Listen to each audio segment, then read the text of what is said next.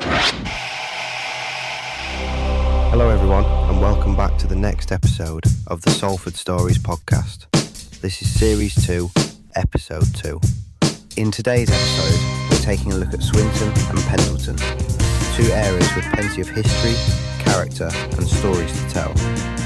We'll also touch on some of the large housing estates in the area and explore how these communities have changed over the years. In future episodes, we'll continue further west through what many would call proper Salford, covering places such as Eccles, Winton, Monton and beyond. So, let's start with Swinton, Swine town, Low. Now, depending on where you're from in Salford, you'll know that people can be quite territorial about their local area.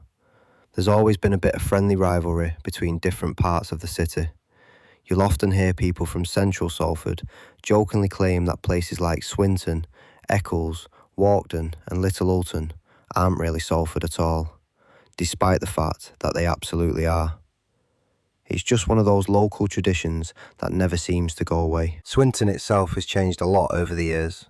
These days, it's a relatively quiet town, but there was a time when it had a reputation for being much rougher. Anyone who remembers the old Swinton precinct will probably remember Yates's, which was once one of the busiest pubs/clubs in the area. Unfortunately, there was a lot of shootings and stabbings at the pub and in the area around that time. The stories that came out of that place are legendary. On a weekend night, it could be absolutely packed, attracting people from across Salford and beyond. Unfortunately, it also gained a reputation for violence and disorder, with several serious incidents over the years.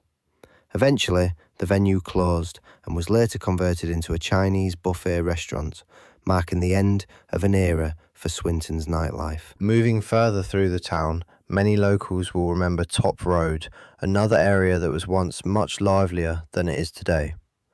Back in the day, some well-known Salford characters and local businessmen ran pubs around there, and it was often a popular destination for a night out. Like many towns across Greater Manchester, changing habits and redevelopment have transformed much of the area, but older residents still remember when the streets were buzzing with activity. Top Road eventually leads towards Pendleton and the Height, which many people consider the gateway into what they call proper Salford. The Height itself has undergone significant changes in recent years, with new housing developments and regeneration projects gradually reshaping the area. Pendleton is one of Salford's most historic districts and is perhaps best known for the former Children's Hospital. For many people who grew up in Salford during the 1980s and 1990s, the hospital was a familiar place. Countless local children were treated there over the years, and it became an important part of many families' lives. The hospital was busy, respected, and played a major role in healthcare for generations of Salford residents. While healthcare services have changed over time, and many facilities have been redeveloped or relocated, the site remains an important part of the area's history and is remembered fondly by many local people. Geographically, Swinton sits between several neighbouring towns and communities. It links closely with Walkden and Little Hulton to the west, while still maintaining its own identity as one of Salford's principal towns. On the far side, the area stretches towards Kersley, which borders Farnworth and Bolton.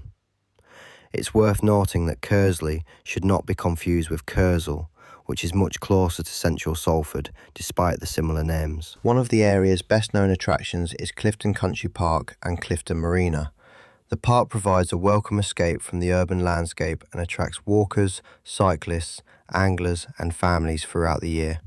With woodland, lakes and scenic trails, it's one of Salford's most popular beauty spots. Like many isolated outdoor locations, the area has occasionally experienced problems with theft and antisocial behaviour. Local anglers have sometimes reported having fishing equipment stolen while enjoying a day by the water, which is unfortunate given the peaceful surroundings. Nevertheless, the park remains a much-loved destination for residents across Greater Manchester. Despite some of the rougher stories from the past, it's important to remember that Swinton, like much of Salford, is ultimately defined by its people. Behind the headlines and old reputations are generations of hard-working families, strong communities and local pride. The town remains an important administrative centre for the city. Salford Civic Centre is located in Swinton and serves as the headquarters of Salford City Council. Alongside it sits one of the area's major police stations, reflecting Swinton's importance within the wider city. Today, Swinton is a town that balances its working class roots with modern development. While some of the old pubs, clubs and landmarks may have disappeared, the stories remain and they form part of the rich history that makes Salford such a unique place. Thank you for joining us for another episode of the Salford Stories podcast. In the next episode, we'll continue our journey west, exploring Eccles, Winton, Monton and some of the surrounding communities, uncovering more stories in Salford's past and present. Until next time, thanks for listening.